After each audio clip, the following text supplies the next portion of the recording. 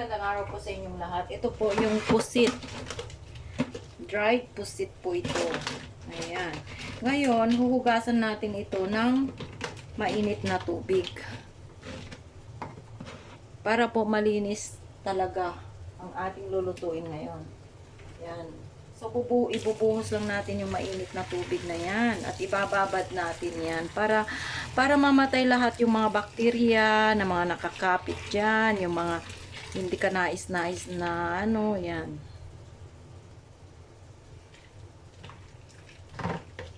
So, haluin natin para talagang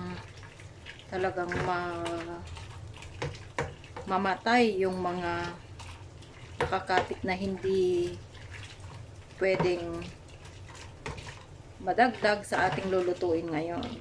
So, ganyan na yung texture, guys. So, lumambot na siya dahil nga mainit nga yung tubig natin na ibinuhos dyan. Kumukulong tubig. So, ayan, nakita nyo.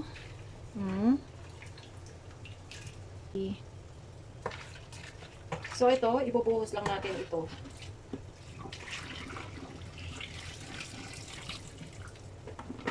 Ayan. So, ngayon, hugasan natin ng malamig na tubig.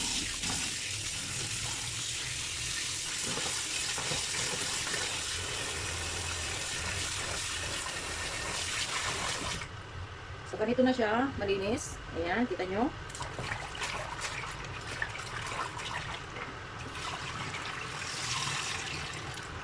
So, hugasan.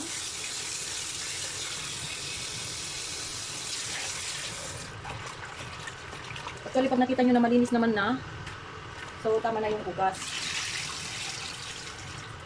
Ayan, mata niya yun. So, ganito na siya. So, ito yung sangkalan natin. Siyempre, hihiwa-hiwain natin ito ng maliliit. So, ganyan lang. I-arrange natin. So, ito guys, pwede nyo tanggalin na yan. Yan, yung mga ulo. I-separate na yan. At huwag na natin hiwain yun kasi, ano naman yan, malambot-lambot na. Tanggalin lang yung ulo niya. Hindi na natin hihiwain yung ulo. Actually, ang pinakamasarap talaga dito yung ulo niya eh. So, ganito na siya. Then, hiwa-hiwain lang natin. Hiwain natin ng maliliit.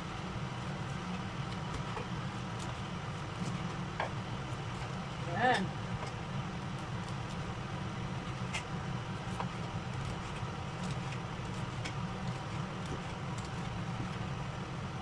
So, ganyan na siya guys. So, ganito lang din ang gagawin natin sa iba. So, tanggalin yung ulo.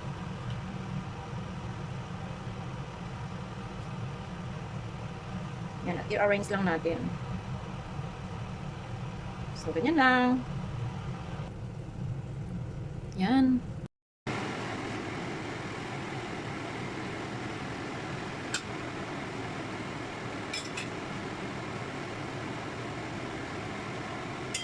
So, ito na yung mani.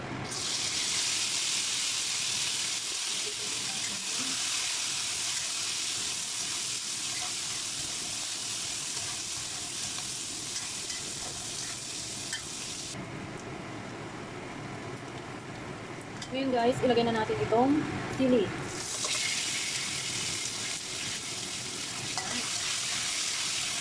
At siyempre, itong pusit or daing na pusit.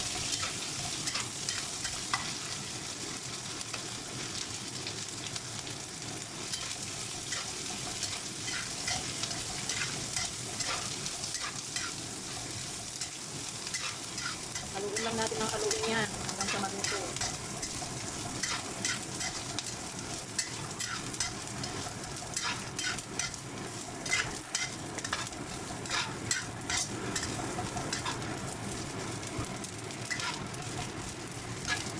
Yan po ang gawin natin tuwing marami tayong pusit. Or marami tayong daing na pusit. Para magtatagal po yan. At syempre, parang isang luto lang. Mamaya kasi ilalagay natin ito sa garapon. Para kung gusto natin kumain ng ano, pusit or mani, kukuha lang tayo sa garapon. Hindi na yung kailangan natin magluto ng magluto. Nakatipid pa tayo sa gas. Ayan. Halo lang po ng halo. Ngayon, it's time nagdagdagan natin ng asin para mas masarap din. So, isang kutsarita lang po yan.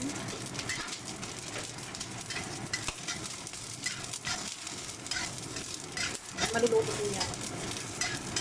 Masarap, sarap ang amoy.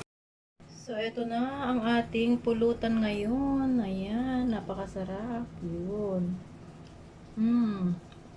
At syempre, kailangan yung ulo. Kasi itong ulo ng pusit ang ating pinaka the best na kakainin.